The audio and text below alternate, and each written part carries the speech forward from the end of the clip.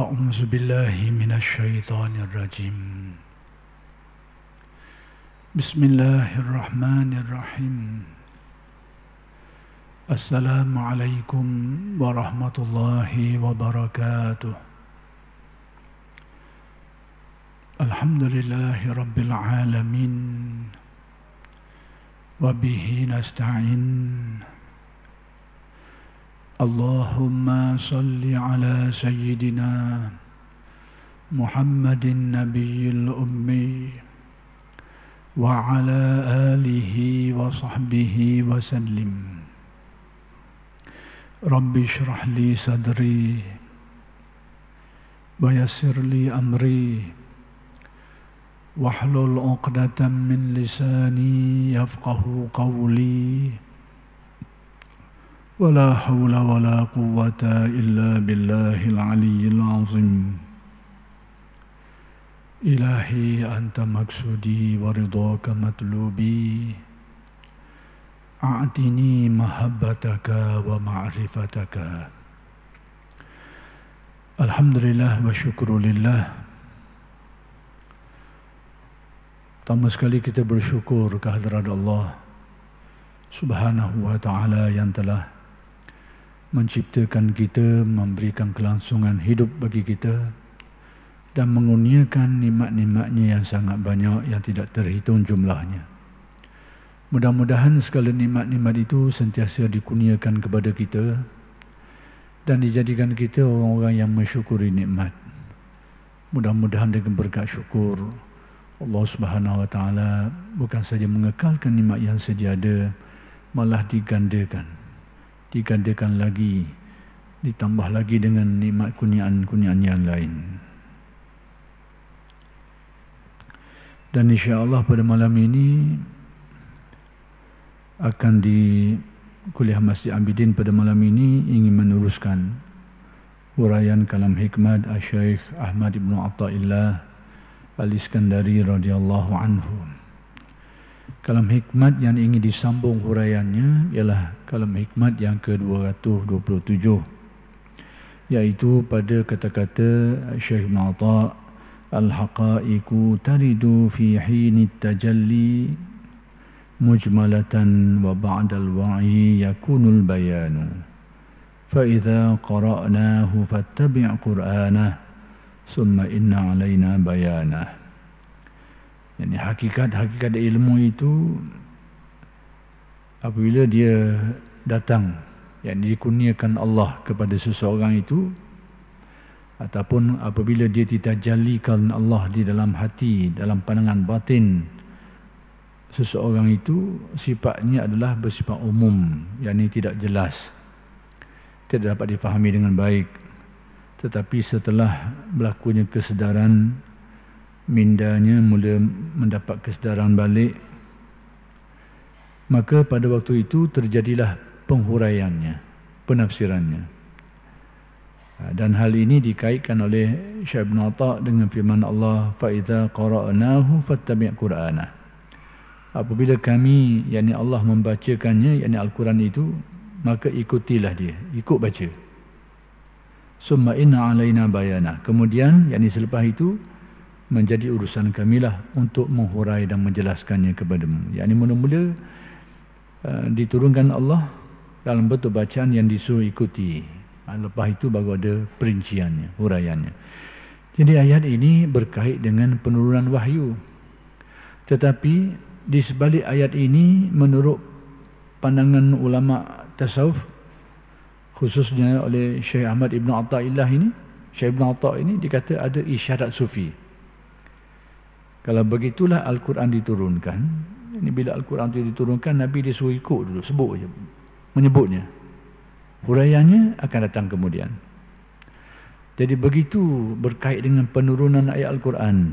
Maka menurut faham ulama tasawuf, dalam hal kurniaan makrifat kepada seseorang itu, bila Allah Ta'ala nak kurniakan makrifat, berlaku dalam bentuk yang sama. Pada peringkat dibukakan hijab, dikurniakan hakikat ilmu kepada seseorang itu, kadang-kadang peringkat awalnya itu tak dapat di penghuraian yang jelas. Mujmalah ni umum, tak dihurai, tak terurai dengan baik. Setelah itu barulah ada perinciannya, baru ada huraiannya. Itu Syekh Damul Atta' nak beritahu kepada kita tentang bagaimana fenomena seseorang ahli makrifat itu mendapat kurniaan ilmu makrifat. Tapi macam saya katalah, bahawa perkara ni mungkin kurang berkait dengan kebanyakan kita ni.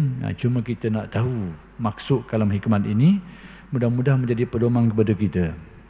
Antaranya ialah menjadi pedoman kepada kita bahawa bila kita dengar kalam-kalam ulama tasawuf yang sepitah lalu, kita tengok macam keliru, ada kesamaran. Jangan cepat-cepat, kena buat penelitian dulu, kena buat rujukan dulu, kena tanya ahlinya dulu, baru dapat difahami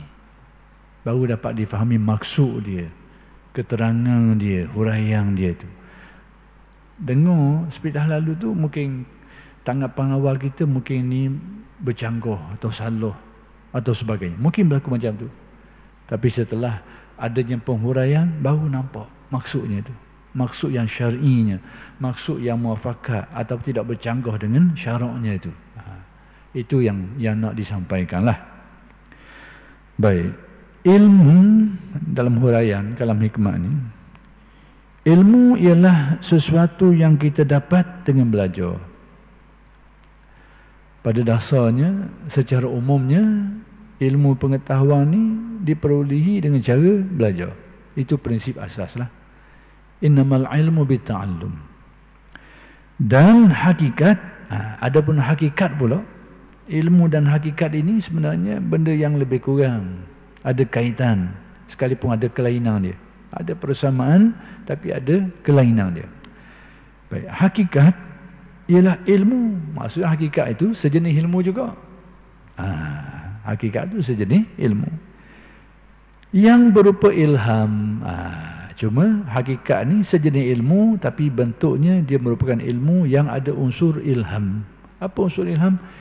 Yang dikurniakan Allah tanpa perantaraan. Kalau yang dipelajari itu jalan kebiasaan, jalan ghalib. Tapi jalan ilham, jalan yang dipendekkan sebabnya. Kadang-kadang tidak ada sebab-sebab langsung, terus disampaikan ilmu itu kepada seseorang. Kadang-kadang direngkaskan jalannya tu. Orang belajar 5-6 tahun, ia belajar dalam tempoh yang singkat. Orang lain makan masa yang panjang untuk mencapai sesuatu pengetahuan tu. Dia mungkin dalam tempoh yang sangat singkat sudah dapat menguasainya. Macam-macam.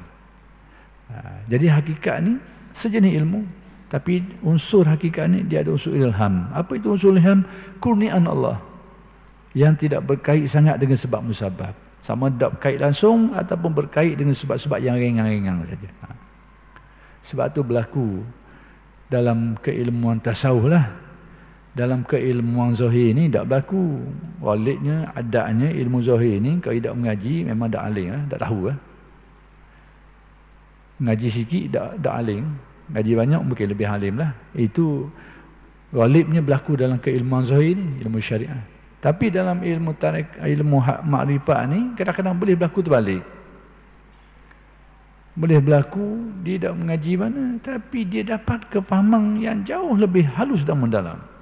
Boleh berlaku. Kerana adanya unsur ilham ini. Nak beritahu tu. Jadi apa tujuan kita tahu benda ni? Paling tidak ini sebahagian daripada ilmu pengetahuan berkait dengan ilmu tasawuf. Yang kedua, jangan kita pandang remeh kau orang, rendah kau orang. Kita tengok kita ni mungkin kuat mengaji, banyak mengaji, orang lain tak mengaji mana. Mari kita rasa sombong, pandang orang sebelah mata, pandang orang bodoh belaka. Jangan. Kita tak tahu sumber ilmu ni banyak. Banyak dah berlaku pasal begini.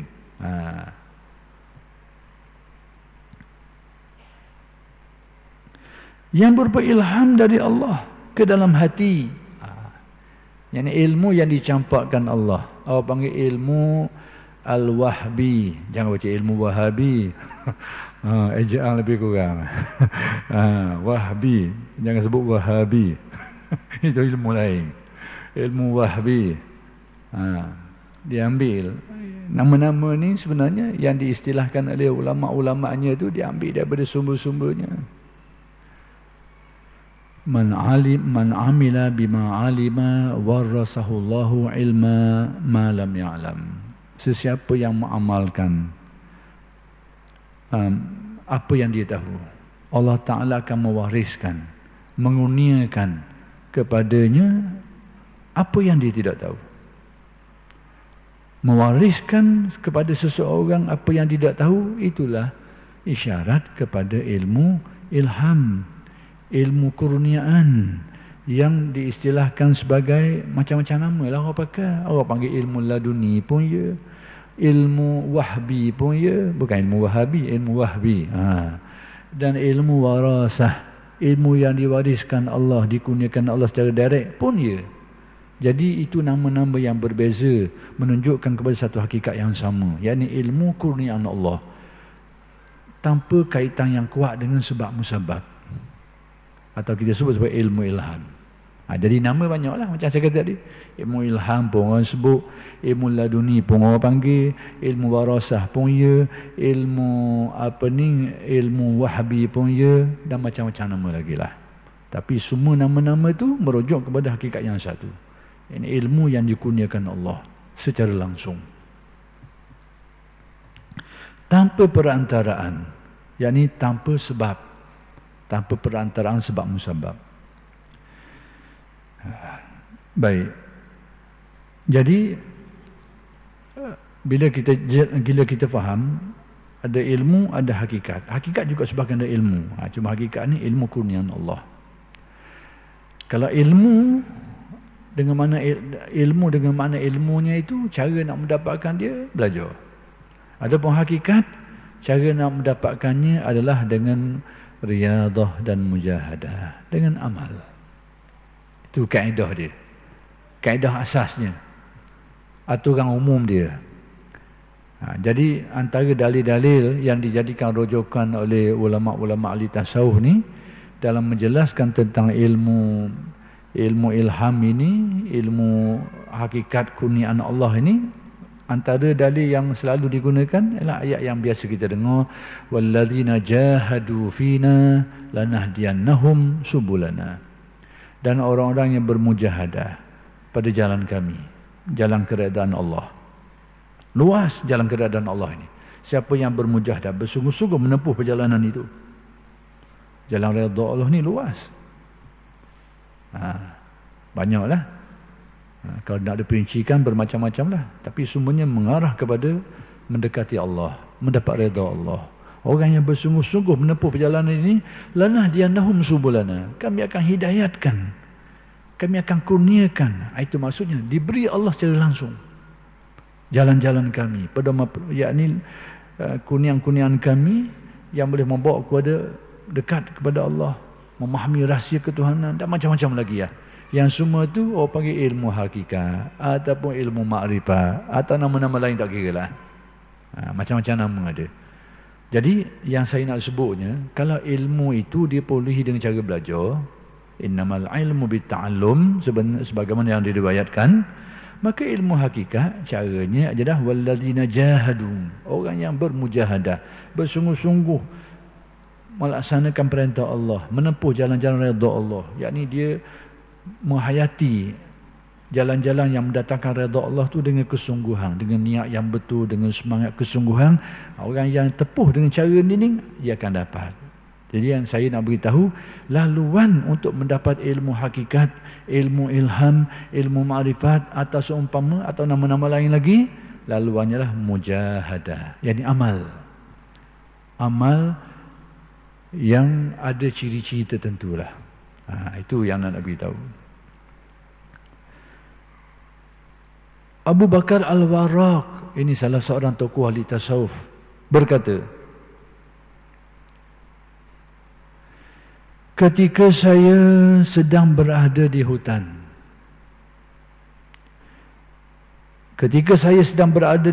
Bani Israel. Hutan Bani Israel ini kalau dulu di Sinai lah. Di Sinai, tempat golok hari ni. Baitul Maqdis, tu kawasan-kawasan tu. Tiba-tiba tergerak dalam hatiku. Mari kita litah dalam hati dia. Ini sejenis ilham lah. Sejenis dicampakkan Allah ke dalam kalbu dia, tergerak dalam hatinya. Bahawa apa yang tergerak tu, apa yang terlintas dalam hati dia tu, mari. Ilmu hakikat itu berlawanan dengan ilmu syariat. Ilmu hakikat berlawan dengan ilmu syariat. Mari gerak dalam hati. Syariat lain, hakikat lain, dan berlawan, bertembung, bertentangan. Mari. Bila mari gerakkan dalam hati dia tu, apa yang berlaku? Mendadak terlihat padaku seseorang dia berapa, tiba-tiba saja dia terlihat kepada seseorang.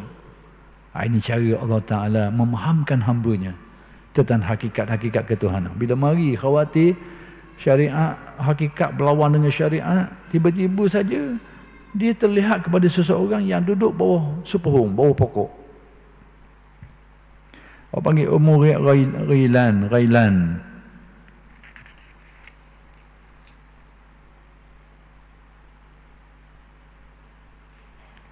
Baik. Menjerit sambil memanggil. Orang tu tiba-tiba dia jerit.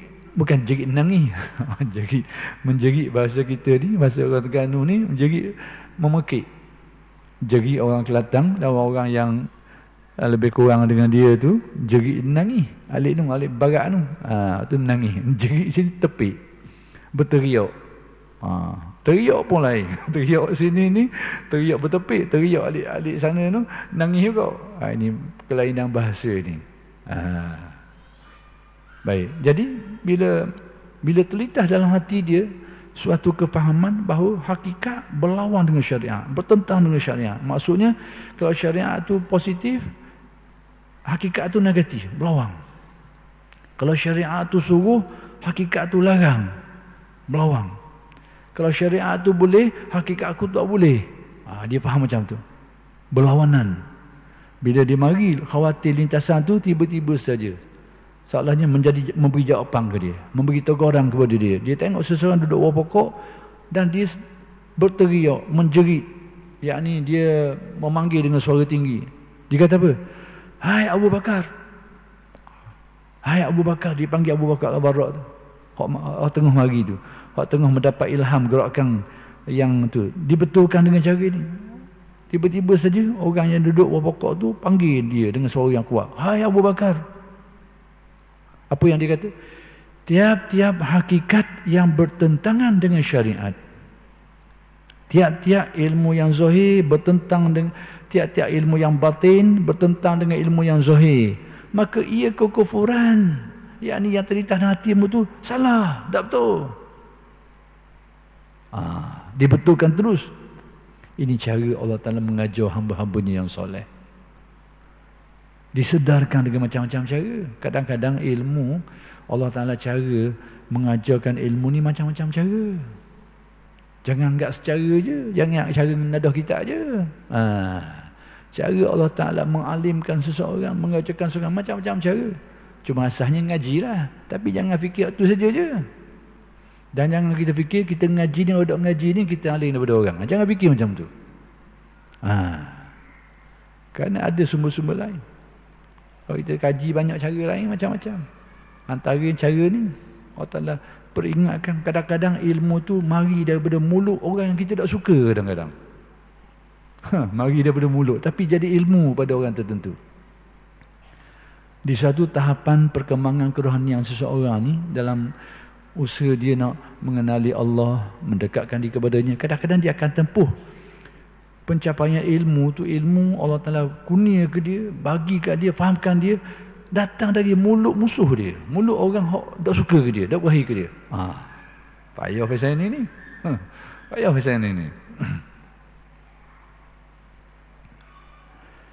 Jadi suara tu membetulkan dia.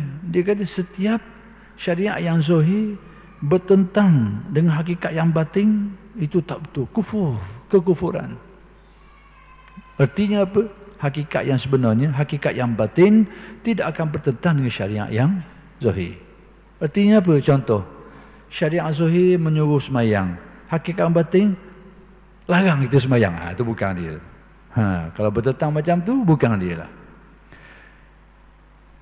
Syariat zahir khabar kepada kita bahawa apa yang berlaku ini sudah ditakdirkan Allah.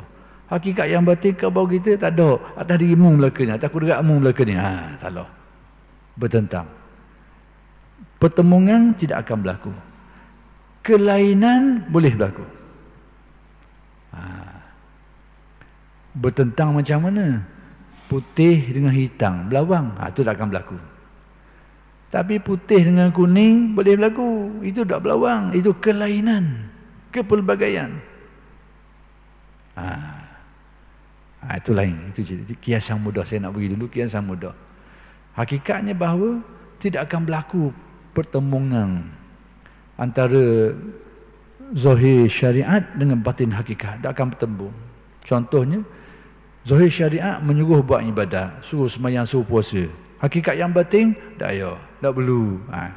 Tak ada ilmu pun. Bukan seperti itu. Ini dia peringat. Bahawa tak akan berlaku pertemuan antara zahir syariat dengan batin hakikat. Zahir syariat suruh puasa, batin kata tak payah puasa lah. Tak perlu. Tak akan berlaku seperti ini. Dan kalau sesiapa yang berpegang seperti ini, dia adalah berarti kekufuran. Kufur. Dari aspek mana? Kerana bila kita kata hakikat yang batin bertentang dengan syariat yang zahir, secara tidak langsung kita telah menghalalkan apa yang halal dan kita telah menghalalkan apa yang haram dan mengharamkan apa yang halal. Ada makna itu. Pernah berlaku satu ketika.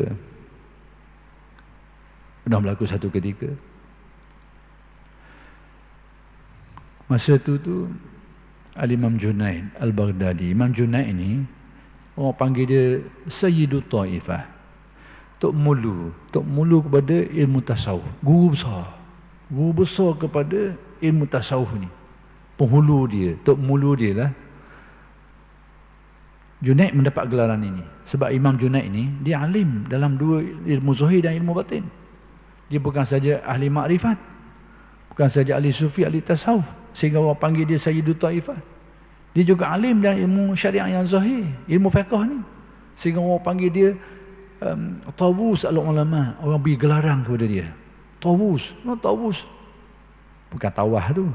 Tawus al-ulama, burung merok. Antara burung-burung ni macam mereka dia burung merok lah. Jadi orang beri panggilan ni kepada Imam Junaid kerana kehebatan dia dalam ilmu syariat zahir ni. Orang panggil Tawusul ulama. Antara ulama ni dia seumpama burung merok berbanding burung-burung lain. Kealiman dia dalam ilmu syariat. Jadi dia ni alim dalam dua ilmu, zahir dan batin. Tapi dia ni low profile. Orang tak kenal mana dia.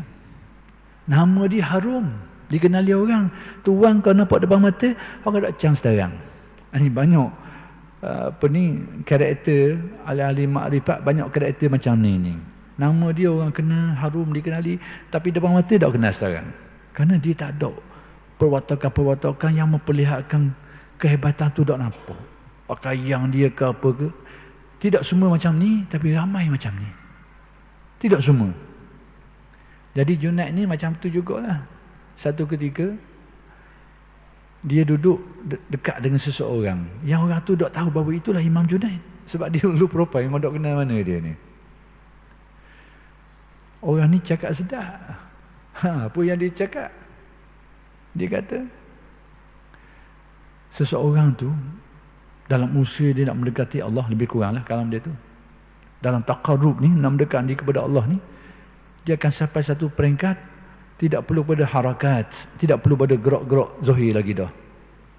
Itu termasuk sebahagian daripada kaedah taqarrub, mendekatkan diri kepada Allah. Apa maksud kalam dia tu?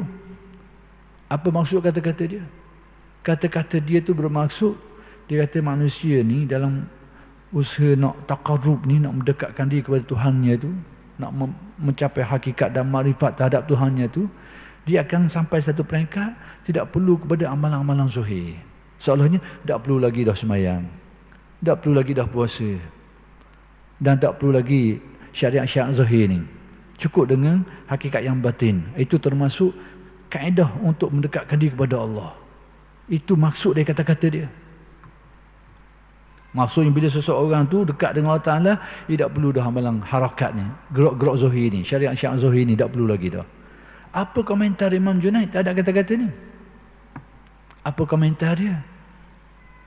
Teguran Imam Junaid. Imam Junaid kata,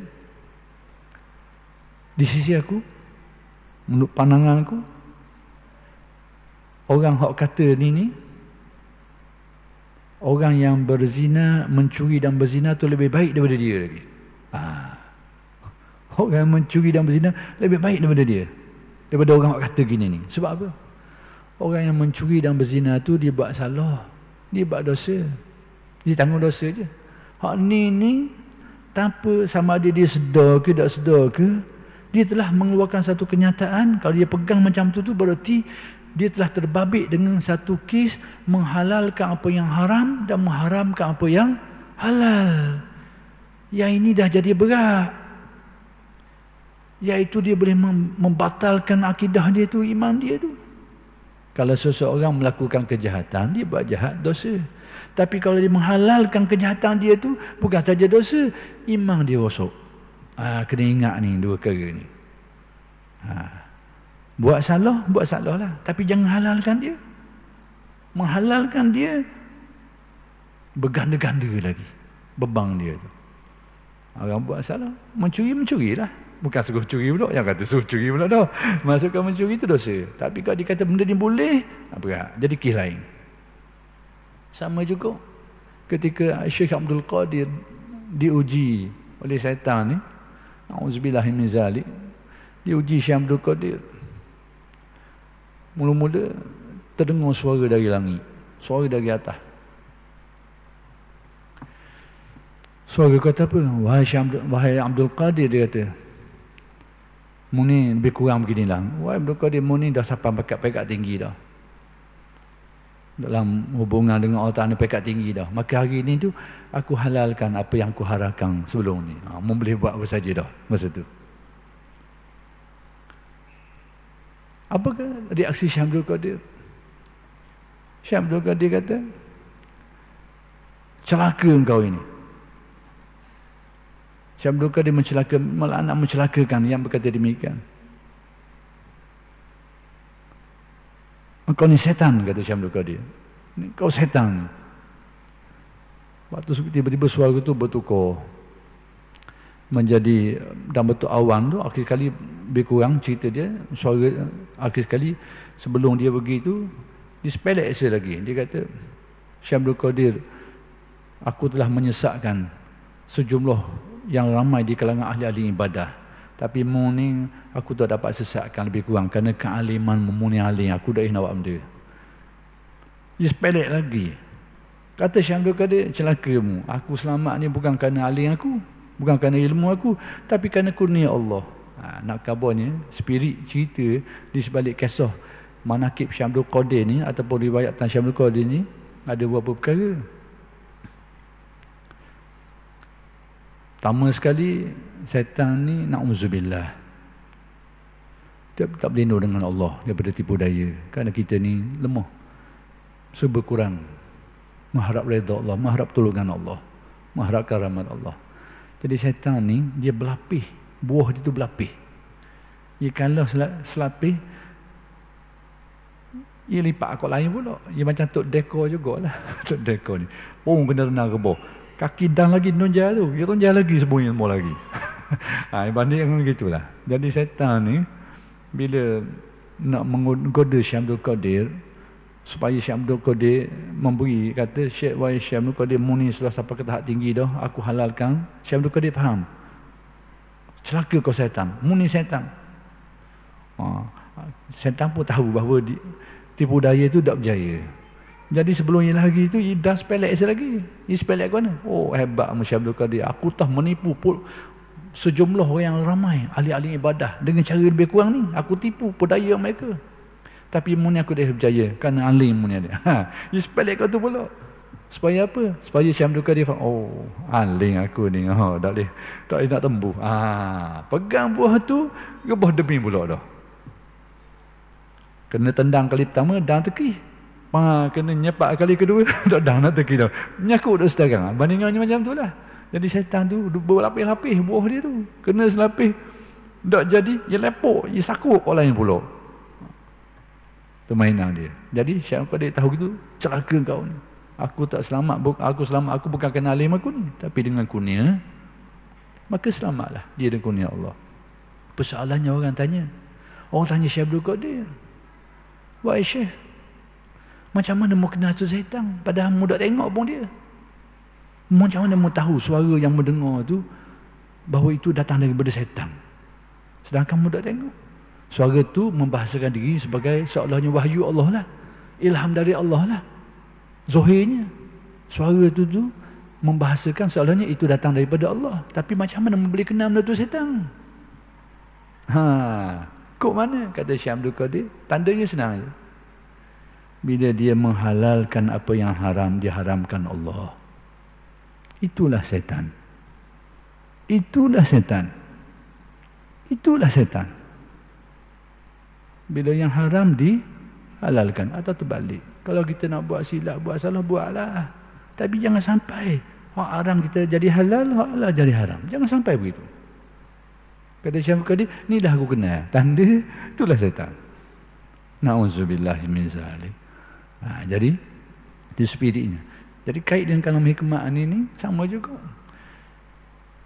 Berkait dengan hak tadi tu, bila ada orang dekat dengan Junaid tadi tu, dia kata bila sampai satu peringkat manusia ni tak perlu pada harakat, tak perlu pada gerak-gerak zahir ni, itu termasuk sebahagian cara untuk takarrub pada Allah. Dengan arti tak perlu beribadah zahir lagi dah.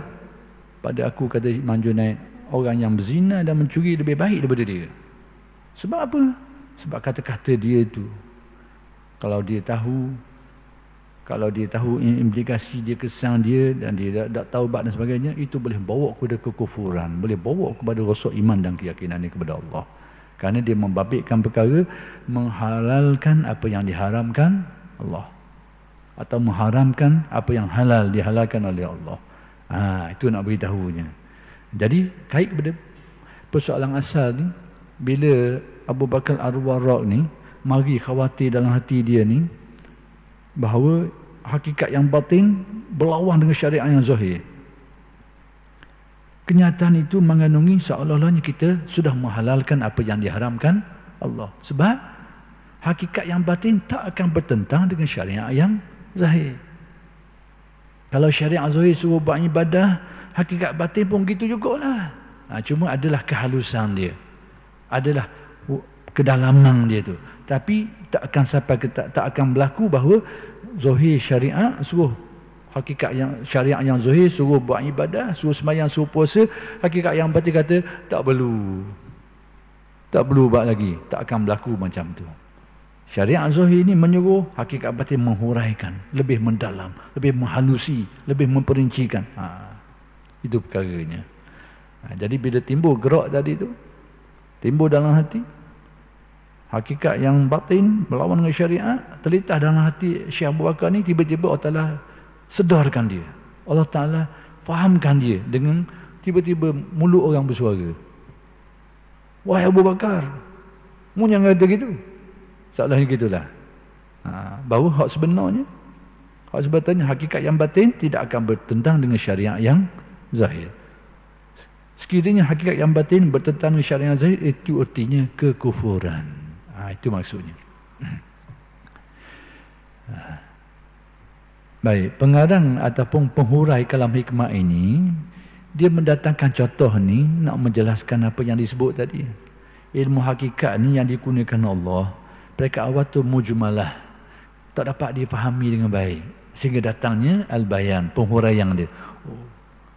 Dia dengar kata macam tu, hakikat yang batin berlawan syariat yang zahir. Mari dulu. Hak nak kabarnya apa benda? Bahawa itu, kata-kata itu salah, tak boleh pakai. Jadi seolah-olahnya nak beritahu apa yang Allah Ta'ala buka dalam batin seseorang tu perincian dia selepas tu baru mari. Mula-mula mari. Syariat, hakikat yang batin bertentang syariat yang zahir. Kita mula-mula dengar tu dah nak terima dah. Tak betul ni. Betul tak? baru datang huraian. Huraian nak kawal bahawa pegangan itu pegangan yang salah. Pegangan itu boleh membawa kepada kekufuran. Itu huraian dia tu. Huraian mari lepas daripada tu. Itu maksudnya. Maksudnya benda tu mari bukan nak suruh pegang, tapi nak suruh faham bahawa benda tu tidak betul. Benda tu boleh membawa kepada kekufuran, kerosakan dan sebagainya. Baik. Kemudian hakikat itu juga dapat disebut ilmu laduni. Jadi ilmu hakikat ini, ilmu kurniaan Allah ini, ilmu wahbi ini dipanggil juga dengan panggilan lain seperti yang saya sebut tadi, iaitu ilmu laduni. Apa makna laduni? Perkataan laduni itu, orang kita biasa sebut nama ni ilmu laduni, dapat ilmu laduni. Apa makna laduni? Ilmu laduni itu perkataan Arab, dari sisiku, yakni dari sisi Allah. Maksudnya ilmu itu datang terus dari kurniaan Allah, tanpa perantaraan sebab musabab. Jadi mana-mana ilmu yang sifatnya seperti ini, yang datang terus dari kurniaan Allah tanpa lalu ikut sebab musabab, maka orang panggil ilmu laduni, ilmu yang datang dari sisi kurniaan Allah Subhanahu wa taala. Habis kalam hikmat Syekh Ibn Atta yang ke-227. Jadi kesimpulannya apa? Kesimpulannya bahawa boleh buat kesimpulan saja sekarang. Bahawa ilmu hakikat ni yang dikurniakan Allah kepada seseorang, dia adalah merupakan satu kurniaan Allah Ta'ala yang tidak ikut jalur yang bersebab, semata-mata kurnia. Kemudian cara dia dikurniaan Allah, bahawa ghalibnya pada permulaan dia didatangkan tu dia bersifat mujmalah, umum, tak jelas, tak ada huraian, tanpa penghuraian.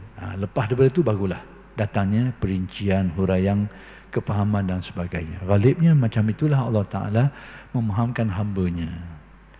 Jadi oleh kerana sudah sampainya syarat ini, kita berhenti setakat ini dulu, dan insya-Allah akan bersambung huraian kitab ini pada minggu-minggu yang akan datang. Aqulu qawli hadza wa astaghfirullahalazim li wa lakum. Assalamualaikum warahmatullahi wabarakatuh.